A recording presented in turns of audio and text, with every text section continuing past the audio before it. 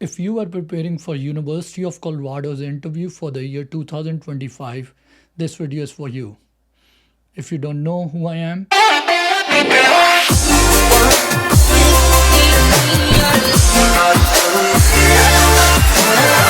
my name is Adriel William. I graduated from University of Colorado in 2022, and in 2019 I applied to CAAPID Cycle 12 school. I got accepted to 4 of them, including NYU, USC, UCLA, and Colorado, and I ended up going to Colorado. And over the past 5 years, I've been working with candidates in the CAAPID cycle and specifically preparing people for interview. That's kind of like my home niche. I think I'm really good at it because not only did I prepare people for dental schools, I have got opportunity to prepare people for medical residencies and even for veterinary schools as well. So in today's video, I'll talk to you how you can prepare for University of Colorado, and specifically I'm going to talk in this video regarding different ways you can prepare this year, because I provide one-on-one sessions which are a little bit costly, and people have to pay for that. And I know not everybody can afford so much financially at this given time. So there's a second way you can get access to some more information for preparation at a less cost. And then I also know people who can't spend anything extra right now financially. So I'm also going to talk to you how you can prepare free of cost without spending too much money. And the reason I'm saying all of this because I have personally lived at every different spot of life, and I can understand there are different phases of life. So I'm going to try my best explaining all of this to you in this video. So stick around till the end. Do hit the like button right now. Do subscribe to the channel, and I'm grateful for that. All right. So University of Colorado will ask you questions, and they usually do, I would say they divide their interview into 3 parts. One part is your personality related question, one part is your radiographic interpretation part, and the other part is ethical scenarios and comparatively critical thinking question. Now, somebody from University of Colorado office might think I'm giving away their secrets, but to be honest, this is how most schools conduct their interview except for the radiographic interpretation. So if I'm preparing somebody for UCLA, Boston, I would do pretty much everything the same except for the radiographic interpretation. So coming back to it, University of Colorado's first part would be questions regarding your personality type. Like, tell me about yourself. Like, tell me about a stress situation you dealt, your weakness, your strength, leadership role. Tell us about a time when you failed in life. You can also they can also ask you about your volunteer experience, your community work. Why should we pick you as a candidate? Why you want to come to Colorado? And if you want to prepare for all of this, including other questions, which can be how do you manage feedback, how do you manage criticism, I have a whole free playlist that I'm going to attach in the description, which you can go at the end of the video and watch all of those videos, because I will explain you how you can prepare and for these questions. So those are free for cost for you, right in the description, and you can watch it afterward. So personality related questions are mostly coming from here. Now, I can't, in these videos, I've told you how to, I give you a principal way how you can prepare for them. But by the end of the day, you have to craft out your own answers. For example, if somebody was an orthodontist, somebody came as a refugee from a country, somebody went through divorce, somebody went through miscarriages, people who dealt with a lot of difficult situations. I lost my father when I was in my final year of BDS, and there are different situations. And some people are very fresh who came out of the school and don't have so much experience. So everybody is different.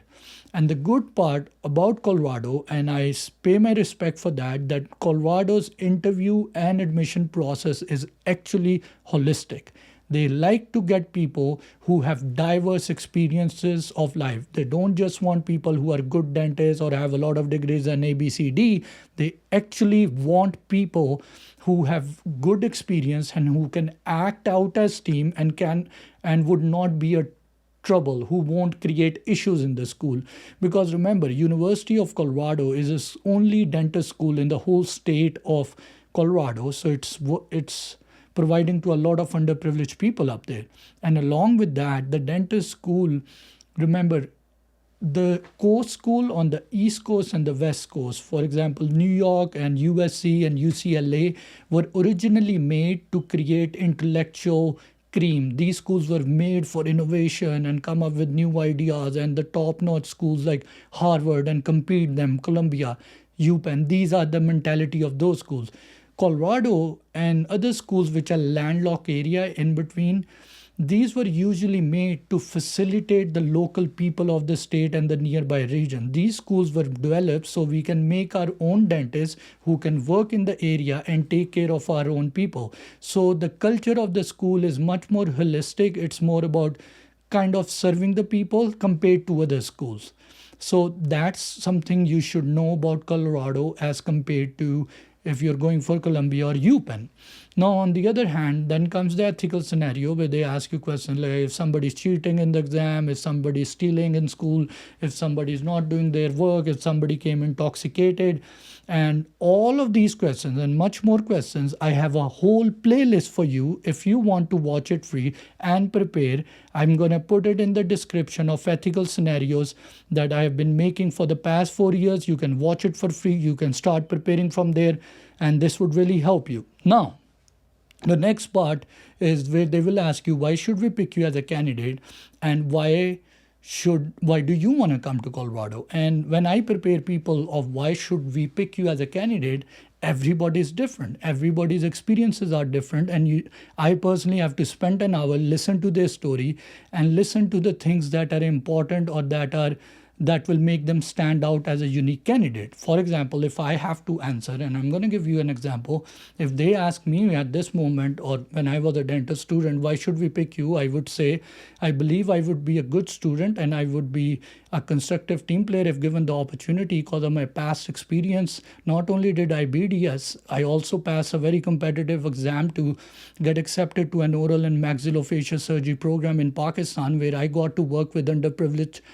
patients, take care of them, and along with that I was involved in community work. And later on I came to US, did a master's in health administration, which taught me the importance of healthcare system and how dentistry and insurances work. And along with that, I worked for 2 years with the refugees and immigrants in a healthcare program in Ohio, which allowed me to understand the bigger perspective of the suffering and the difficulties that refugees and immigrants have to face.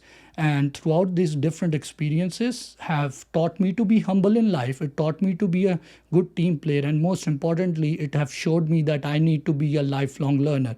And given the opportunity from my diverse background that I'm coming from, I would be able to build bridges among the student. So if you give me an opportunity, I would be a positive team player in your institute. Now that's how I would answer. But you don't have to say this in the same way. Don't get scared. Oh my God, he just dropped an atomic bomb on us. Because remember, I've been doing this for 5 years. This is this is how I make money now. So you don't have to present the answer at the same way, but I'm just giving you an idea. When I work with a candidate one-on-one, I try to craft them an answer from their experience in this way. And you can use this to get an understanding. Don't try to copy and say, I did an oral maxillofacial surgery and I did a master. Don't end up doing the same thing. Don't try to do that because there are 500 people who will be watching this. So do not do that. Try to create your own answer using this. Now, the next part will be why do you want to come to University of Colorado? And you want to do some research, learn about University of Colorado, why the school is really big when it comes to helping underprivileged community. They got really good faculty, including in pros, really focus in restorative. I personally believe Dr. Town has set a very good culture in the way she kind of set a tone for the ISP program where they want holistic view. They want diversity in a way when it comes to people's experiences, even though there's a large number of Indian candidates who come in, but that's everywhere in all the dental schools. But the school overall is trying to teach people digital dentistry as well. Hats off for that.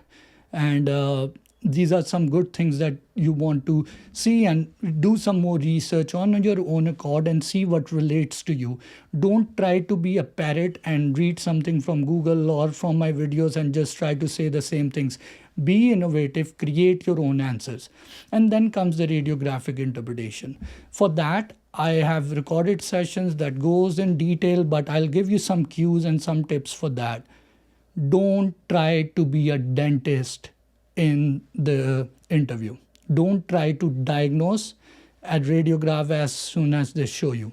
What I mean to say, remember, when they show you a radiograph, they are hiring you or they are recruiting you to be a student. Don't jump into conclusion of diagnosis and say, this is the diagnosis and this is how I will treat you, even though you might know. You always want to start off by telling what you see in the radiograph, the tooth numbering system, what side, what it is. Go from there and then gradually explain what you see in the image and then explain the probable diagnosis and then tell, if needed, the treatment plan, because you're a dental student. You're not supposed to treat everything. Some things you need to refer, right? So you want to gradually show your approach. One other thing I'll tell you, in interviews, people I've worked with, they try to think that interviews are an exam like a TOEFL, like an INBD. Please remember my words. It's not an exam. It's a conversation between two individuals, and they are trying to see if you are a good fit for their school. Can you communicate, and can you be a humble person that can learn? They are trying to see your attitude, and they are trying to see what kind of a personality you have, and will you be able to communicate in the American system. That's the main thing they are trying to see. Now, in a 30 minutes time, I've learned people who are extrovert and people who are good looking get an advantage, sadly. But one thing you can do is you can have a good presentation. Make sure your background is good, you have good lighting, because I've seen people during my interview times who had clothes hanging in the back. Please don't do that. Have decent background lighting, whatever you can afford. Go to a library. Make sure your internet is good. Some people I prepared or I've talked to whose internet, something happened to their internet on the day of interview. So you want to make sure all of these are done right. Now, coming to how I can help you in preparing for interview if you need personal help.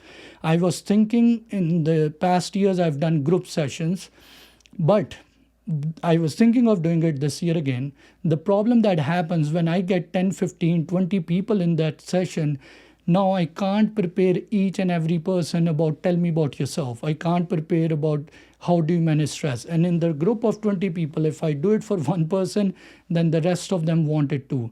And I personally have reached a point where I'm getting a lot of candidates when it comes to writing interviews right now. And I'm just running out of options because I have to do my clinical work. I have other responsibilities in life, and it's just too much stress. And one of the problems I face is that people continue to, when I work with them, then they have more questions and then they want to work more. And I'm just running out of time until I find a way to create a team or create a system that can help me. So what I'm going to do, the probable way, the best way I can help majority of people is I can give you access. This will be for a small fee. I can give you access to recording, to interview preparation that is specifically for Colorado, and which is for a 3-hour video, and then another video for radiographic interpretation. It's going to be for a small cost. Most probably I'm going to charge $150 for that, but this is going to be 4 hours of preparatory material for you, and you can watch it. And I can promise you it will give you a lot of insight. It will prepare you a lot, much more than what you see on my YouTube channel too. It's much more in depth. Now, if you watch it, after that, if you decide, no, Adriel, I like this, but I want one-on-one interview prep with you, you can reach out to me. You can email me. My email is in the description. And from there, we can find a slot. If I have the availability, I'll try my best to facilitate you and do 2 hours of Zoom interview call with you. And in that, I can give you whatever I charge because right now I am charging $600 for a one-on-one session for somebody who's preparing for Colorado. Now, and this might increase in future, but for now, if you already bought those recorded session from me, I'll try to give you a discount if you further want to do a one-on-one session with me. And I'm trying to experiment with this, which will allow me to save some time for myself, allow me to provide help to other people in a way that financially might help them. To some people that might seem still a lot of money. For you guys, I'm putting a lot of free videos in the description. So don't swear at me, because remember, I work in surgery. I make way more money 1 hour when I work in my surgical field. So I have to balance out my life. So I can understand, but eventually when you get your license, you'll know what I'm talking about. So what you can do, if you want free content, you can watch in the description. If you want a little bit more in depth, you can buy the recording. If you want furthermore in detail preparation with me one-on-one on Zoom, and the way I prepare you, once I do that 2 hours Zoom preparation with you, you're not even ready. You're not just ready for Colorado, you will be ready for 98% of any dental school interview, whether it's Boston, Buffalo, whether it's UCLA or any other school. That's the way I prepare you at this point of time. So I hope this video helped you. I know this was a lot of information, but I wanted to tell you all of this just to save your time and my time. I'm going to put those videos. Some video will show up on my channel up here. Do hit the like button, please. Do subscribe to the channel and write in the comment if you find this solution which I'm giving to be useful, or if you have some different ideas, just write it down in the comment, because I'm right now trying to find solution for you guys and for myself. I'm not trying to make a king's ransom out of this money, because my clinical dentistry pays me much more. But I'm just trying to find a win-win situation for people who are in the same situation where I was a couple of years ago. So I hope this video helped you. I hope you prepare good. And on top of it, stay positive, stay confident, and hopefully you'll get your admission. All the best.